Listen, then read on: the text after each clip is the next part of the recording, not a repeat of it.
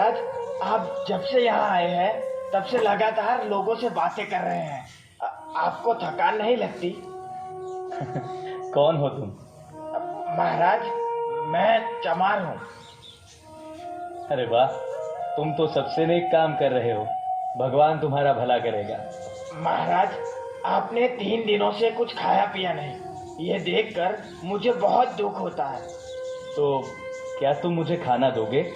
महाराज, मेरा मन तो यही चाहता है, लेकिन मैं अपने घर की बनाई हुई रोटी आपको कैसे दूं? यदि आपकी आज्ञा हो तो मैं आटा दाल ले आता हूँ। आप नहीं नहीं नहीं, तुम अपने घर की बनाई हुई रोटी ही मुझे दो, मैं वही खाऊंगा। महाराज, मैं चमार हूँ, आप मेरे घर की बनाई हुई रोटी खाएंगे? नहीं नहीं महाराज, मैं खेतड़ी के राजा की प्रजा हूँ। राजा जी को अगर पता चल गया कि चमार होकर मैंने एक सन्यासी को रोटी बना कर दी तो मुझे भारी दंड मिलेगा महाराज, और राजा जी भी मुझे सजा देंगे। डरो मत, डरो मत। अगर इस बात के लिए तुम्हें सजा मिली या दंड हुआ तो वो मैं भुगत लूंगा। नहीं नहीं महाराज, अगर यहाँ किसी ने आते जाते आपको मेरा खाना खाते हुए देख लिया तो आपकी बुराई होगी, और आपके साथ कोई बात भी नहीं करेगा। ये तो अच्छा है, मुझे बोलने की आवश्यकता नहीं रहेगी और मैं थोड़ा आराम भी कर लूंगा। तुम तो मुझे खाना दो बस।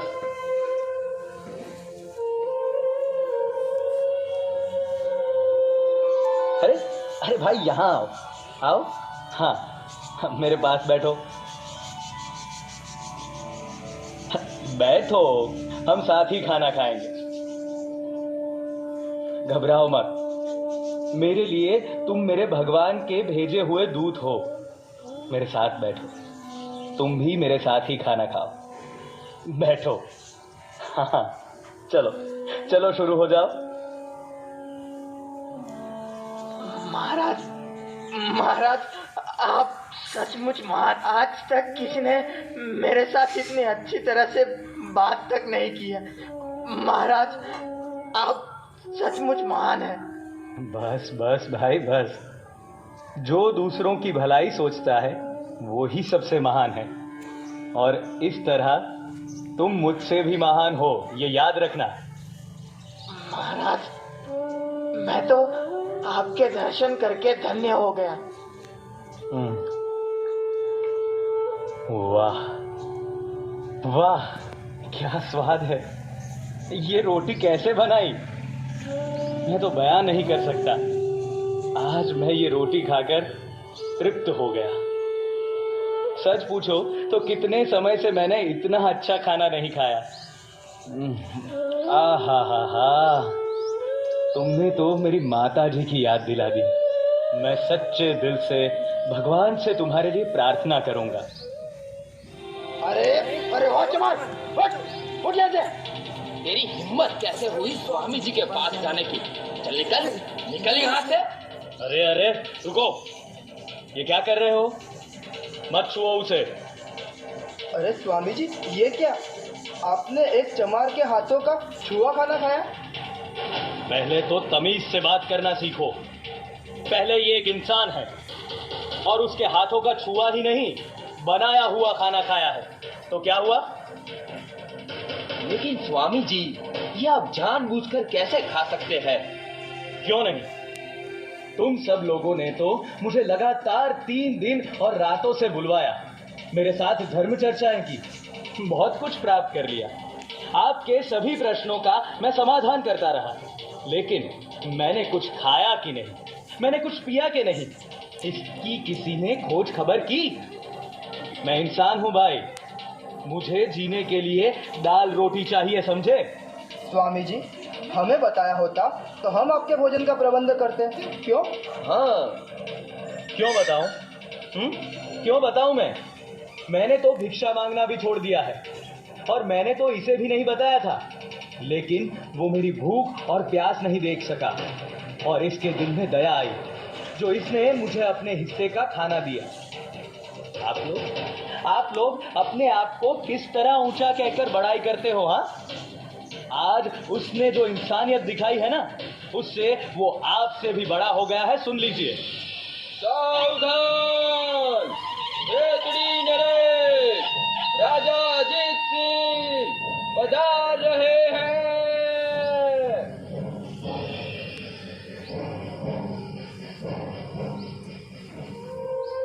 स्वामी जी।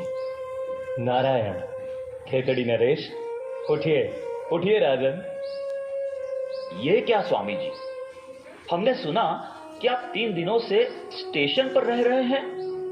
कितनी असुविधा हुई होगी आपको। स्वामी जी, कृपा करके आप ये फल ग्रहण कीजिए। मैंने तो अभी अभी बहुत स्वादिष्ट भोजन ग्रहण किया है राजन। अरे वाह, आपको भोजन किसने दिया?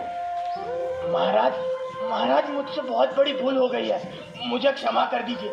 अब से फिर कभी ऐसा नहीं होगा। अरे यह कौन है और इसने क्या गलती की?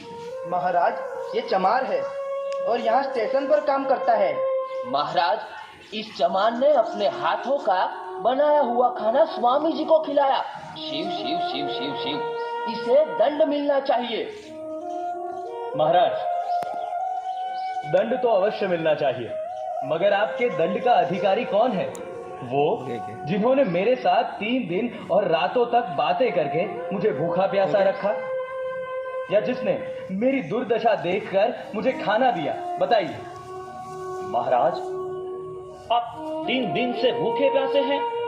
आपकी ऐसी दुर्दशा किसने की? उसे दंड दिया जाए।